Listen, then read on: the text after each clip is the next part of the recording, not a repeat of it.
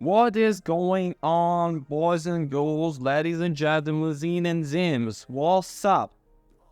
Long time no see, and today we're gonna have a real hype win. So, the Palworld. There are few games that seem to crop out at random trailer-filled showcases, promising something that looks so strange, it's not unbelievable. Sometimes the trailers turn too little too good to be true, while Palworld somehow is not on those. Pocket Pair Palworld is about living on the island with a variety of the mysterious, fantastical creatures called pals. What do you do from there is your choice. Train them, use them to fight the evil poaching syndicate, or build an exploratory industry around them. Even sell them or eat them, it's really up to you. To call this Pokemon with the guns is fairly accurate. Sure, Palworld wears its inspiration on its sleeves. It's also a bit more and a bit stranger than that concept would imply. So we here at this Shrubtoid task two of our bravest adventurers, Eric and Zoe, when venturing deep into the early access build of Palworld to learn more. There are different people now than they were before, but also a fair amount about the Palworld. Here are the takeaways. So, Palworld is not my pal. I don't mean to say that I think the game is poor quality or I didn't enjoy it. What I have played, I've essentially enjoyed. Palworld is less Pokemon with the guns and more Ark survival and world with Pokemon. It's a survival crafting game, and it succeeds in the way it manages to make hours of disappear. But it's not my fault because it won't let me play it. So every hour or so, Palworld have crashes my computer. Straight up, everything stops, I see a black screen, and I have to turn my PC black again. And I had slashing my credentials, but I've worked in IT for 9 years. Troubleshooting a video game is a lot easier than remotely fixing a lawyer's proprietary software, but the Palworld didn't give me a lot to go on. It doesn't blue screens my PC, it just shuts down entirely. This is no minding log, but the Windows event viewer doesn't give a stop error, which it says the system has rebooted without cleanly shutting down first. I have very little data to figure out what's going wrong. It's like Palworld broke into my apartment and held down the power button on my PC until it did had a hard shutdown. So, it's like a clockwork. Everything works fine and then it's all over. Palworld at least saves often, so each time I re-entered the game, I didn't have to repeat too much. I considered just playing throughout the crashes like I did when Fallout New Vegas was new, but I'm concerned that too much hardware crashes would run the risk of corrupting portions of my hard drive.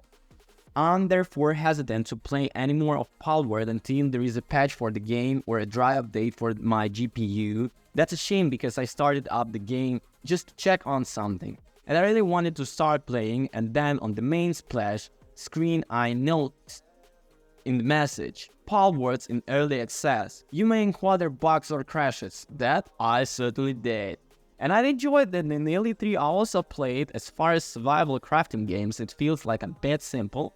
There is a nice twist of assigning captured pals to you base both hold the fort and take care of some of the chores. At some point midway throughout crafting an assault rifle upgraded to my grass type Pal Kanzi, I had to pause to reflect on what I had done.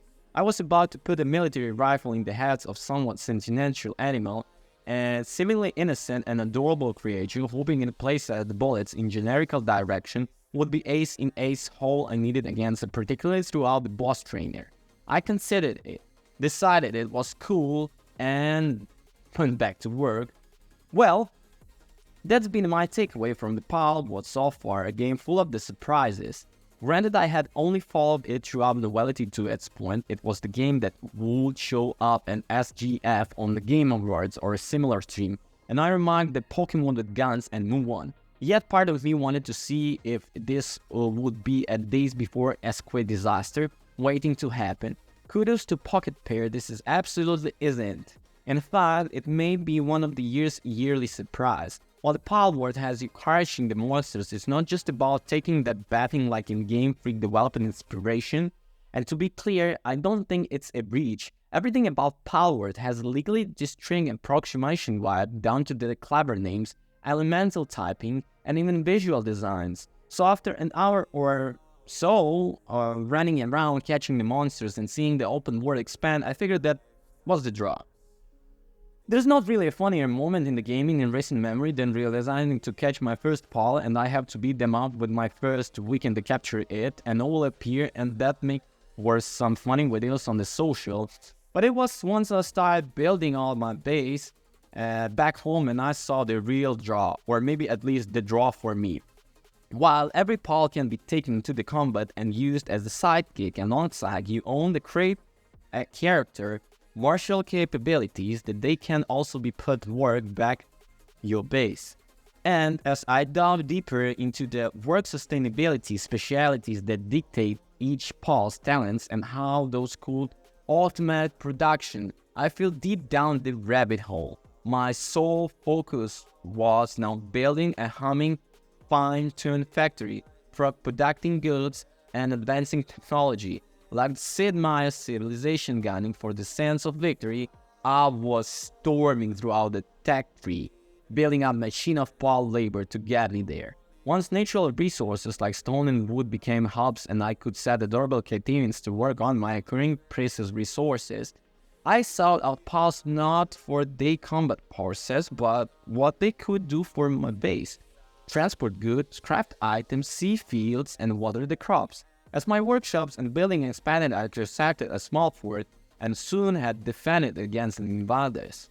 So what's impressive to me is the Palworld is pretty openly following in the design footsteps. As much as there's Pokémon, especially Legend Arceus in the game, there are also Breath of the Wild and Rust, Valheim and Monster Hunter, and like a hearty stew, everything simmers right until it bleeds together. I'm hesitant to pen any full appraisals to the game yet, as I've most wild await the hours bidding a humanly questionable hub of profound economy. It seems like there are bosses to conquer in some manner of story, and probably some formidable Pals to find and win over.